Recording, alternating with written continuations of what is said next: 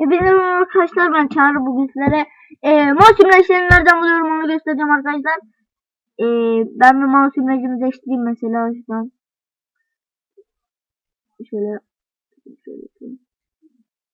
benim en sevdiğim Pusa Glass'ı seçelim şöyle. Pusa Glass'ı seçtik. Pusa Glass oldu mesela. Şimdi burada size altta bir link vereceğim. Onu kopyalayıp site vereceğim. Onu açıyorsunuz arkadaşlar. Arkadaşlar bir videoyu durdurup geliyorum. Evet arkadaşlar, devam ediyoruz. Şimdi buradan seçelim. Seçelim. Dediğimizi seçelim. Buna tıklıyoruz. Kapatıyoruz şimdi. Zoa diye bir klasör oluşturacaksınız arkadaşlar. Yani hemen. Zaten videonun önünden almam. Evet. Zoa diye bir klasör oluşturduktan sonra bunu indiriyoruz.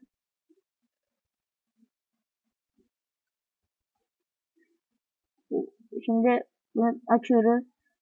İçini açıyoruz. Buradan bunların hepsini Zoa'ya atıyoruz arkadaşlar. Bekleyin arkadaşlar, hemen yapıp geliyoruz. Evet arkadaşlar,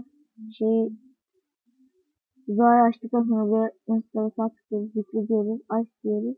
Evet diyoruz, bir şey oldu arkadaşlar. Kişiselleştire tıklıyoruz, bari işaretini değiştirin.